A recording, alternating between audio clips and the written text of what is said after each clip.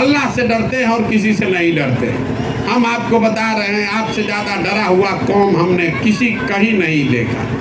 आप इतने डरे हुए हैं कि जो लोग आपके बच्चों का हक लूट कर ले जाते हैं उनको भी आप गले लगाते हो भाजपा के डर से। मेरे भाई, अगर स्थिति सुधारनी है तो प्रशांत किशोर की बात मत सुनिए।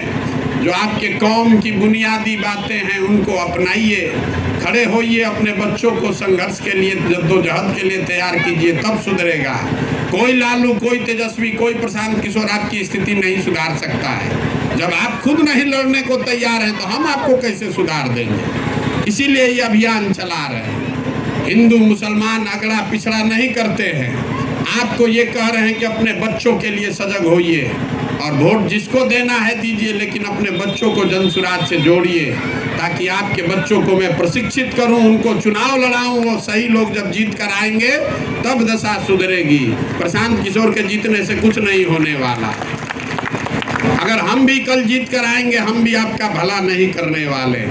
जब आप अपने पैर पर खड़ा होइएगा, अपने बच्चों को खड़ा कीजिएगा, तब आपका भला होगा।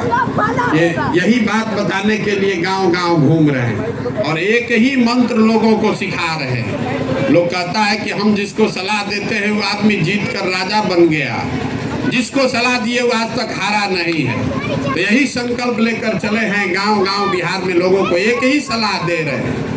आपने जीवन में जात पर वोट दिया, धर्म के नाम पर वोट दिया, लालू को वोट दिया, नीतीश को दिया, भाजपा को दिया, कभी किसी से डर कर दिया, कभी किसी के प्यार में दिया। ये सब बात को किनारे कीजिए, जीवन में एक संकल्प लीजिए, एक बार हमारी बात मानिए और वोट जिसको भी देना है दीजिए, लेकिन वोट अपने बच्चों के लिए दीजिए। अगर बच्चों के लिए नहीं आप सजग होंगे तो कोई भी आपके बच्चों के लिए सजग नहीं होगा। इतनी ही बात बता रहे हैं। अपने बच्चों के पढ़ाई के लिए, अपने बच्चों के रोजगार के लिए, अपने बच्चों की बेहतरी के लिए वोट दीजिए। देश का क्या होगा, विदेश में क्या होगा, कौन जीतेगा, कौन हारेगा, एक बार वो चिंता छोड़ दीजिए। जिस दिन वो डर निकाल दीजिएगा, अपने आप आपके और आपके बच्चों की बेहतरी होने लगेगी।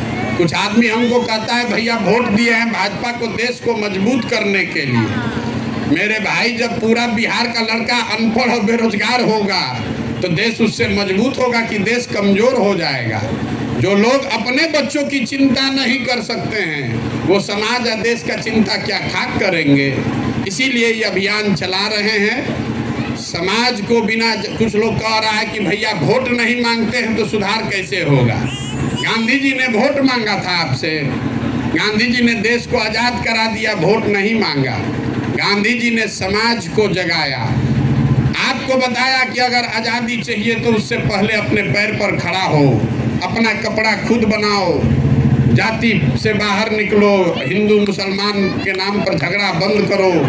जब आप में वो ताकत आई, गांधी जी आगे आगे चले, पीछे से पूरा समाज चला, तब न देश आज़ाद हुआ। तो अगर वो लड़ाई लड़ना है, अगर अपने बच्चों की बेहतरी चाहते हैं तो अपने बच्चों के लिए खड़ा होइए। खाली घर में बैठकर चिंता करने से बात नहीं बनेगी। यही बात बताने आए हैं। अच्छा लगे तो बहुत बढ़िया, न अच्छा लगे तो जैसे ज़िंदगी चल रहा है वैसे चलाइए।